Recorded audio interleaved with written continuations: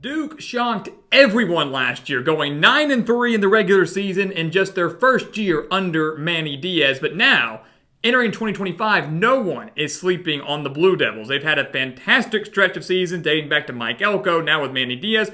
No one's sleeping on them now, but the million-dollar question is whether or not they can replicate the success they had last year and the years prior to that. Can they clinch a fourth straight winning season? That's what we're about to find out today. But before we start looking at the 2025 season for Duke, you have to think about what happened last year. Look, nothing to take away from a very impressive 9-3 season. 9-4 when you count the bowl loss to Ole Miss. But Duke did have a relatively favorable schedule in the ACC. This team started 5-0.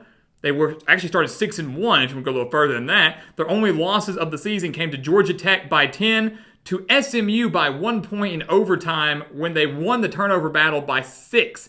+6 in the turnover margin, just couldn't capitalize and lost to the Mustangs and actually greatly shaped the entire course of the college football season, not only for Duke, but for the college football playoff race as well. SMU loses that game, they probably don't make the college football playoff. Then they lost to Miami, put up a good fight early, but lost to the Hurricanes 53-21, then of course Ole Miss by 32 in the bowl game. So, quality losses there. None of those teams they lost to were bad by any means. But then you look at the wins, right? 6 of their 9 wins were by 1 possession. 8 of their 9 wins were against teams that had a losing record by the time the season ended. The only exception to that was UConn. Solid team, won 9 games, and they only beat the Huskies by 5. So Duke was a solid team, maybe not as good as the record made them out to be. They're probably going to take a bit of a step back in 2025. Take a look at the offense. They lose Malik Murphy at quarterback. They lose their leading rusher in Star Thomas. They lose their top 2 pass catchers, but they're going to be okay. Why?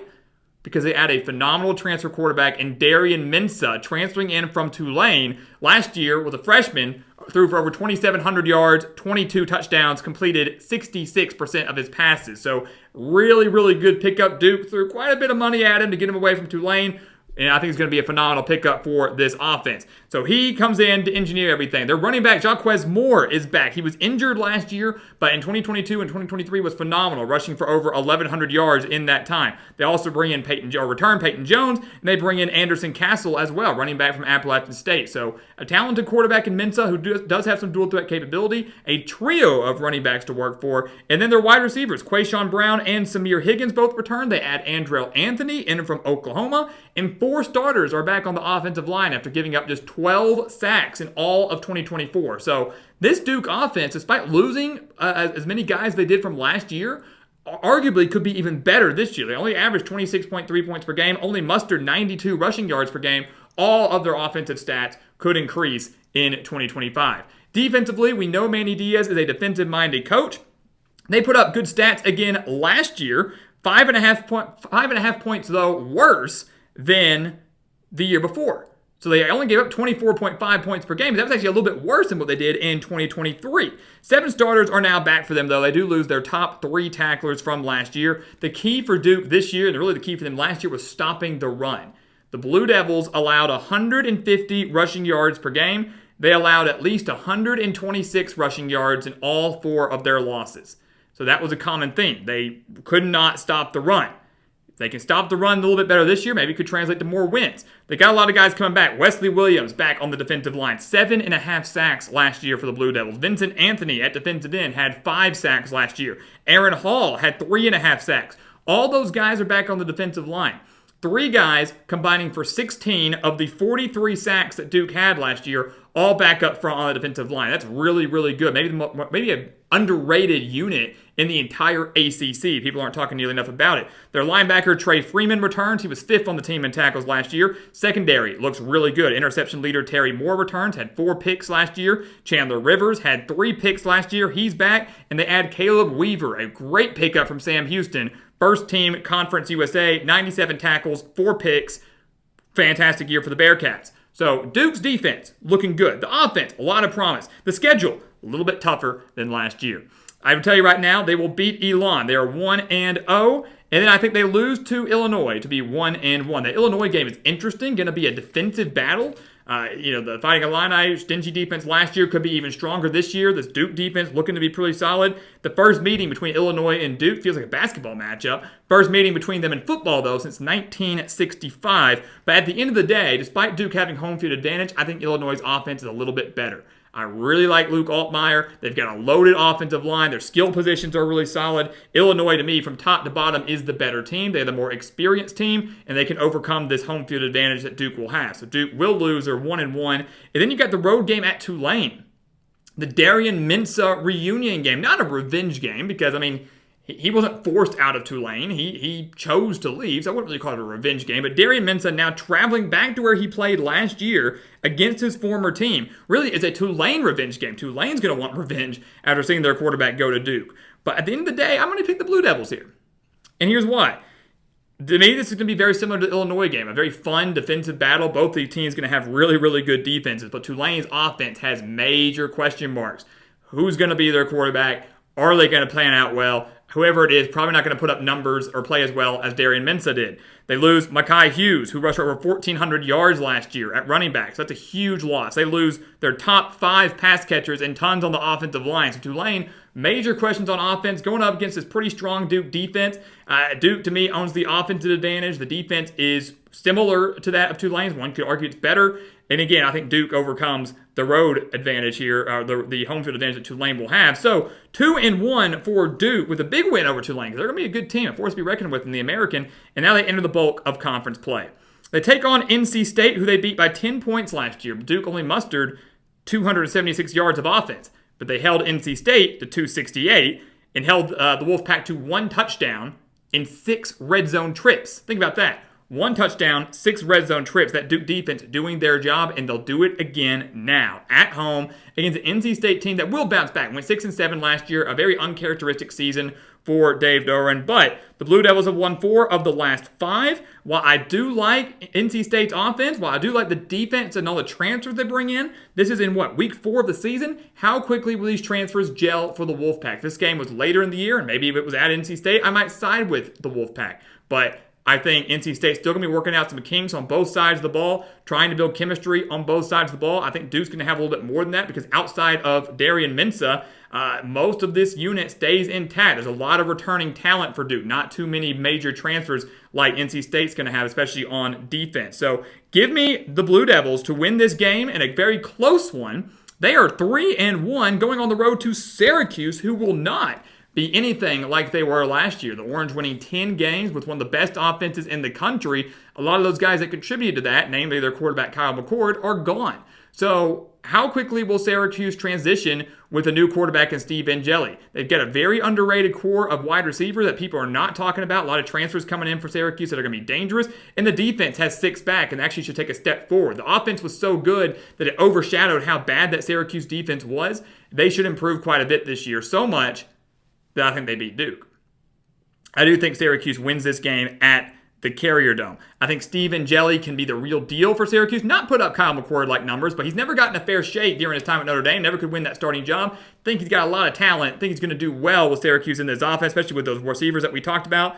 The question mark really is, can the Syracuse offensive line hold up against this Duke defensive line? I think by week 4, by week 5, they can do that. Home field advantage plays a bit of a role here. Duke drops this game. They're 3-2, but before they go into the bye week, they go on the road and beat California to get to 4-2. It's a long road trip, we know. It's their first trip to Cal since 1963, but the Golden Bears are in a world of hurt right now. They lose practically everybody from last year's squad that went just 6-7. Lose pretty much the entire offense, practically the entire defense. I know they're probably going to be better than people are making them out to be, and maybe the transfers pan out better. Justin Wilcox, though, is on the hot seat. They got a tough schedule. I'm not sold on Devin Brown at quarterback. Give me Duke, who once again I think owns every advantage in this game with the exception of home field advantage. They get the job done. So halfway through the year, they're 4-2. Great pace, great record. 2 more wins, you're at a bowl game. 3 more wins, you've clinched another winning season. They come out of the bye, and look how weird that is.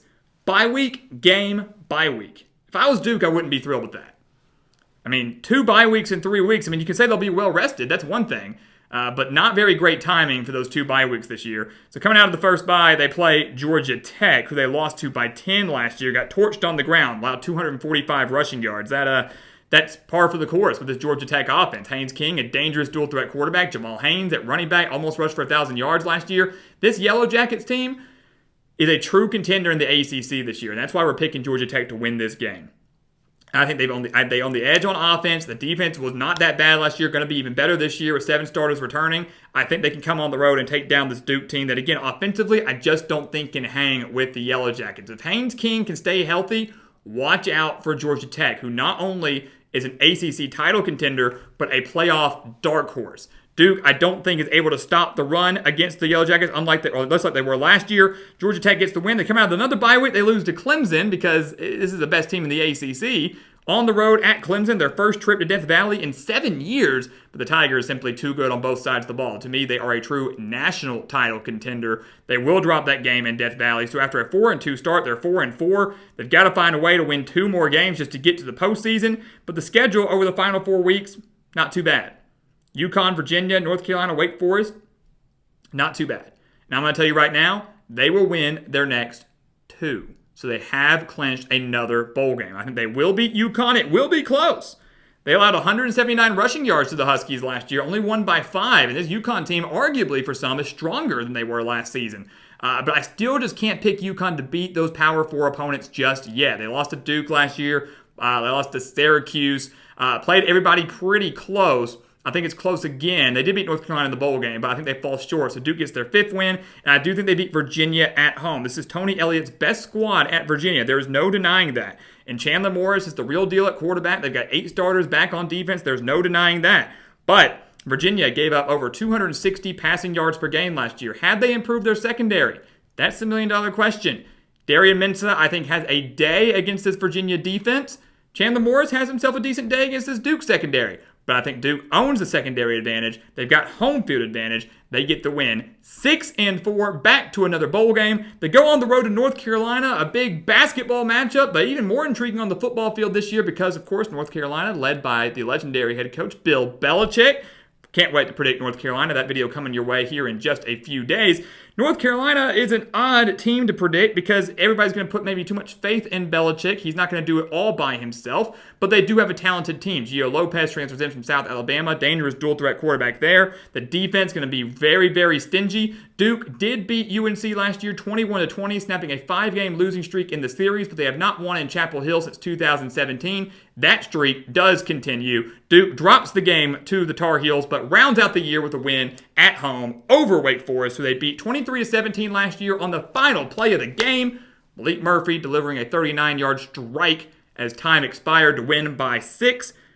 But now, Wake Forest, new head coach and Jake Dickert coming over from Washington State. Kind of feels like a rebuilding year in Winston-Salem, maybe a bit rebuilding project. They went, 4-8 last year. Do have some talent returning. Wake Forest will give them everything they got, but on senior day with a significantly better team, Duke gets the win, and they finish the year at 7-5.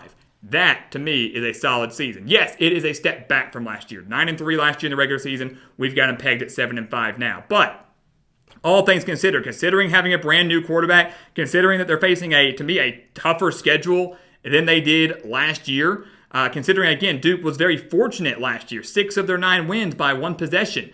Very rare to see a team keep up that success in 1-possession games. The Blue Devils get to another bowl game.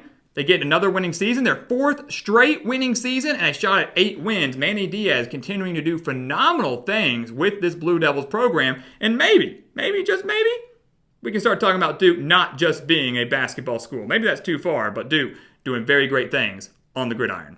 So guys, as always, thank you so much for watching us here on the Gridiron Expert on YouTube. Make sure to continue to like, comment, subscribe, share our videos. Check out everything down in the description below. That includes our website, thegridironexpert.com, home to our expert picks, which are some of the best college football and NFL spread picks in the entire country. Do not miss out on those. The link for it down in the description below, as well as our weekly newsletters on thegridironexpert.com. Do not miss out on those. Again, the link for it down in the description below. And once again, as always, thank you so much for watching, and we'll see you next time right here on the Gridiron Expert. Yeah.